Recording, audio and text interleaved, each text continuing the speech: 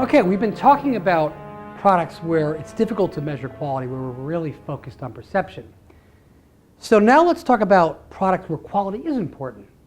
The marketing focus still exists. Because if you have a great product, there's going to be other people whose products are good enough. And so you're really going to focus on things like customer service, marketing channels, marketing message, advertising. We have a tendency to let the product, like a sun outshining the moon and the other stars. We really need to remember that, again, unless you're focused on nuclear power plants and so on, that you really are playing a marketing game. So let me give you some examples. One was a Silicon Valley-based company that made networking equipment.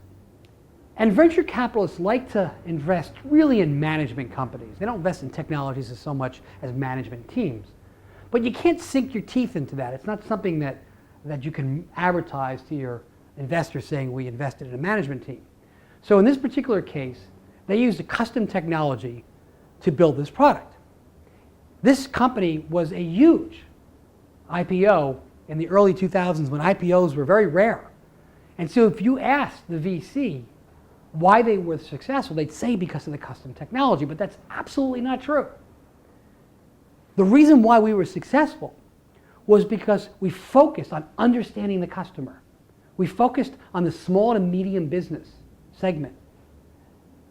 And we focused on opening up new channels for that segment, and most importantly, making the customer experience, the user interface, setting up the product, getting the product much, much simpler than the competitors. Marketing is still most important for most products.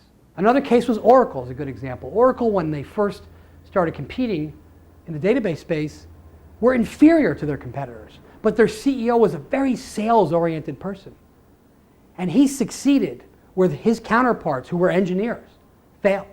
Oracle then had enough cash flow to dramatically improve its products and focus on selling solutions, and is now a major database vendor, whereas its competitors have shrunk and or disappeared.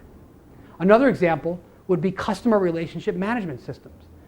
A company came out that was brand new and unseated the incumbent. How? Was their product better? No, their product wasn't better. They did better with marketing and sales. And in this particular case, they focused on moving the sale from the director of engineering level up to the CXO level. They made it a strategic sale. The idea is that a CRM, customer relationship management system, is strategic to the company. There has to be a comfort level that the CXO has. And they made it a strategic sale, and then they partnered with a major IT and consulting firm who already had a lot of contacts. And that's how they won. Their product was good enough, but they outmarketed and outsold their competitors. And so it's important to understand that keep your focus at the level it needs to be, and hire the experts that can help you understand the details of the industry in which you're participating in, but you have to keep your eye on the level where it matters.